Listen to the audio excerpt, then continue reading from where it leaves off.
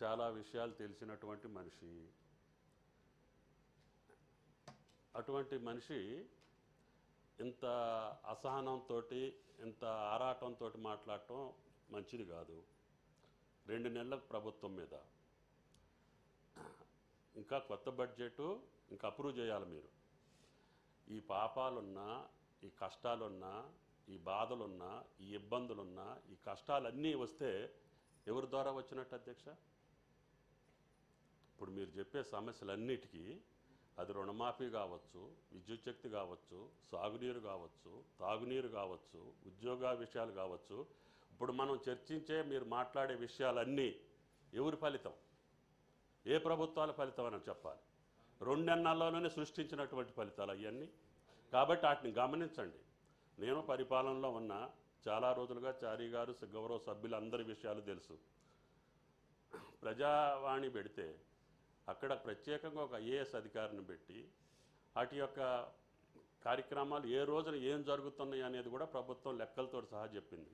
ఎంతమంది వస్తున్నారు, ఎన్ని వేల మంది వస్తున్నారు, ఏ సమస్యల మీద ఇస్తున్నారు, ఏ సమస్యలు ఎన్ని ఇచ్చారు అనేది కూడా మేము ఏ రోజుకి ఆ రోజు ఒక ఐఏఎస్ అధికార ఆధ్వర్యంలో జరుగుతుంది అధ్యక్ష.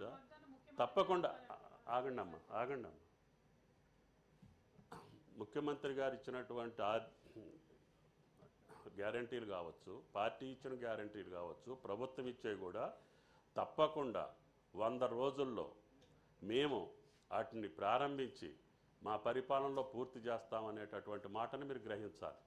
లేకపోతే దళిత బంధును ప్రారంభించాం, అది ఎన్ని లక్షల కోట్లు అవుతుంది, ఎన్ని లక్షల మందికి ఇచ్చారు మనందరికీ తెలుసు.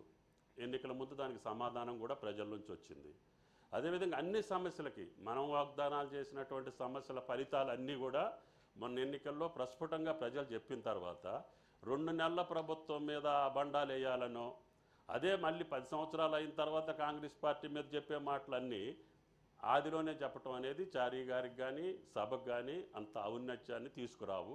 కాబట్టి దయచేసి ఇప్పుడు వచ్చేటటువంటి కష్టాలకు అన్నిటికీ మూలం గత పాలకులదే, ప్రభుత్వాలదే ఉంటుంది తప్ప 60 రోజుల్లో సృష్టించినటువంటి సమస్యలు కాదని చెప్పి భావించాలని చెప్పి చారీ గారికి విజ్ఞప్తి. అధ్యక్ష, పెద్దలు తుమ్మల నాగేశ్వరరావు గారు చాలా సంవత్సరాల నుంచి